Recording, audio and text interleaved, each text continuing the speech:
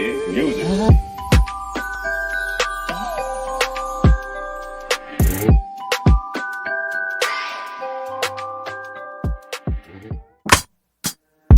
God, you call me by my name. The love you give me, I just can't deny. Yeah, no longer blinded, I can see. Hey y'all, hey, it is me, KaRena Lee, and I am back at it again with another video. If you're new to my channel, hi, my name is KaRena. If you're not new, welcome back. Thank you so much for supporting. In today's video, we're doing another makeup and ministry. Clearly this is like a series at this point. I don't know. It's giving series, but I'm not really sure, but I'm actually pretty sure, and it's giving series. Anyways, this is a edition of Sleighmas. If you're not new here, then the past couple years I've done Sleighmas, which is basically where I just do my makeup like the 5 days leading up to Christmas. So yeah, who knew that God was still working in those times? He knew, of course. Anyways, long story short, if you guys are interested in this look and hearing about today's makeup and ministry topic, then stay tuned. As always, don't forget to like, comment, and subscribe, and let's get into it. In light of us being close to the end of the year, I feel like it is definitely fitting that we take time today to learn a lesson from King Nebuchadnezzar. So King Nebuchadnezzar was the king of Babylon, and in Daniel chapter 4, he writes a letter. King Nebuchadnezzar writes a letter to all of the people, and essentially the letter is telling us about how one day he's sitting back at home in his palace, living his best life, comfortable and happy. Everything is good with him. And then he gets a dream that really frightens him. And the thoughts in his mind gave him great trouble as he tried to lay down and go to bed, right? So Daniel, who has a gift of interpreting dreams, ends up telling King Nebuchadnezzar, like, here's what the dream is saying. The dream is basically saying, you're about to lose everything. Yes, you're the king, you're the ruler right now, and you provide for a lot of people, you provide for the animals, and this, that, the other, and the third, but you're about to lose it all. You're going to lose it all. Not only are you going to lose it all, you're going to the bottom of the barrel, my God. Like, you about to be in the trenches. And not only that, you about to be in the trenches for about 7 years. So my advice to you, while you still can, is that you should turn away from sin. You should start living right. You should start being kinder to the poor. And maybe, perhaps, you will continue to be comfortable and happy, okay? So King Nebuchadnezzar gets this information. He hears all of this. And 1 year later, all of the things that were happening in his dream and the things that Daniel said would come to pass, they all happened 1 year later. So the people chased him away from the city. He ate grass as cows do. Dew from the sky made his body wet, and his hair grew very long, like feathers of an eagle, and his feet became like a bird's feet. Okay? At the end of it all, King Nebuchadnezzar looked up towards the heavens, and his mind was returned to him. His mind was renewed. He praised God for being powerful, for being the all-doing, for being the all-knowing. He worshiped God, gave God all the glory. And it ends with him getting everything that he had back and more. Now let's break this down, y'all. The major themes surrounding this passage are the importance of remaining humble and giving God all of the glory, because he is the reason we have everything, so he can also be the reason that we lose everything. I believe God is gracious enough to give us a chance after chance, warning after warning, sign after sign. But there comes a point when it becomes very clear that we're not going to get it unless we get it the hard way.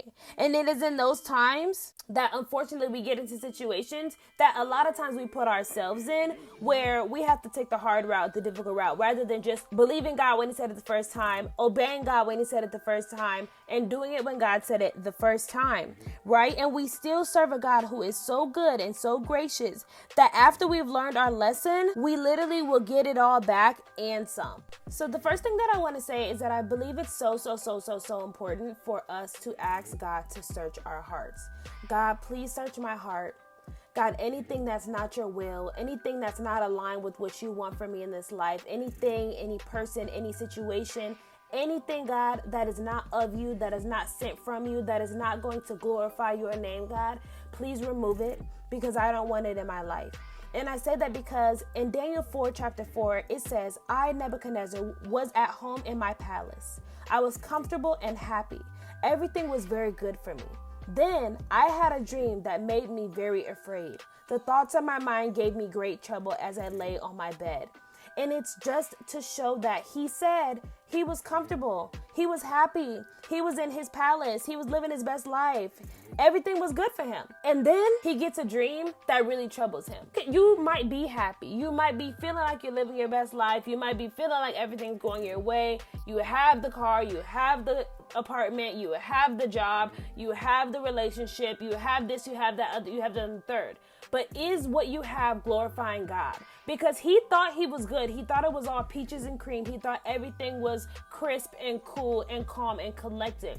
And then out of the blue, he gets a dream that shows him, oh, everything is not what it seems. The way that you're living, the things that you have, they're not actually glorifying me. This is not what I want for you. So now I'm about to shake some things up. It's important to talk to God like, God, am I doing what you want me to do? Am I missing my mark, or am I making my mark, God? Am I being obedient? Am I following your word? Now, when you pray this, it's important that you being honest with yourself, because God knows if you're being honest, but you need to be honest with yourself, because when you pray things like this, God make things shake up. I believe one of the most powerful prayers that you can pray is, God, if it's not for me, remove it. God, if the relationship isn't for me, remove it. If the person isn't for me, remove them. Because God start removing people, they start dropping like flies, honey. People start disappearing. They start acting funny. They start moving different. But you pray that prayer and God is going to make something shake. And Daniel 4:24 says, now, sir, this is what the dream means. This is Daniel talking. The powerful God above has decided what he will do to my Lord the King.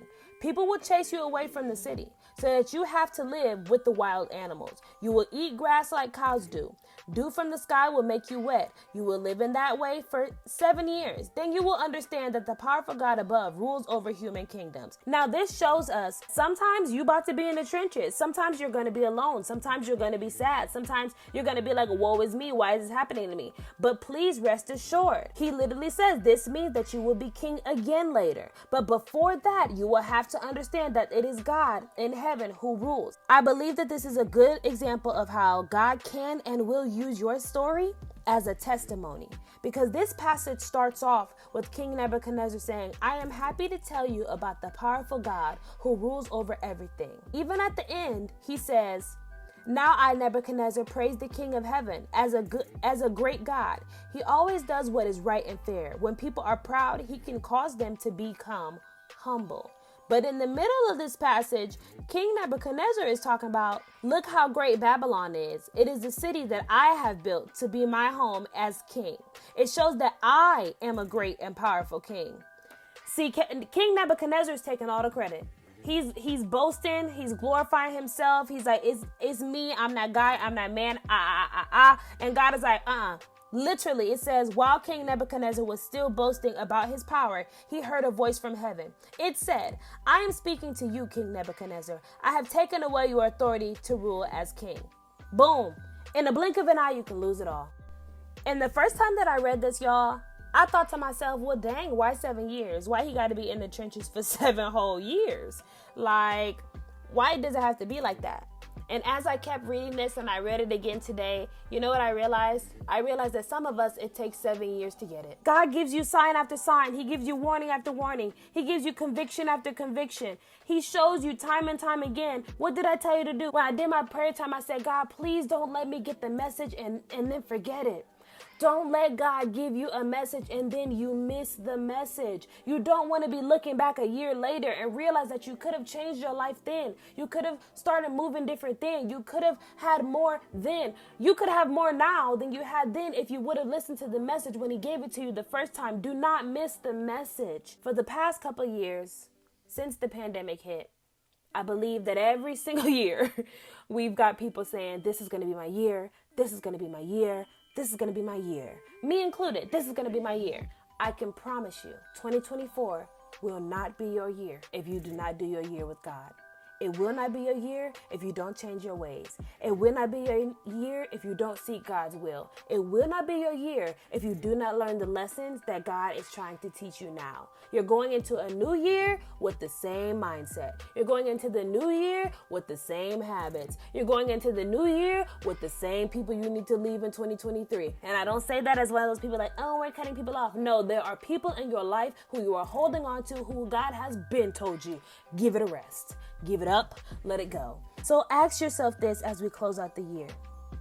What did God tell me to do? What did God tell me to do? Lord, today, please reveal clearly to me in a way I can understand. What have you been telling me to do? What lesson are you trying to teach me? Please show me with grace and mercy. Okay, you guys, this is the final look. If you made it this far in the video, I definitely appreciate you for watching. Do not forget to like, comment, and subscribe. Definitely check out some of my other videos. You might like those as well. You probably will. If you do, definitely subscribe to my channel. Turn on that bell notification so you're notified every time I post another video. As always, I thank you guys so much for watching. I truly hope that this blessed you, and I will catch you in the next one. Bye, guys.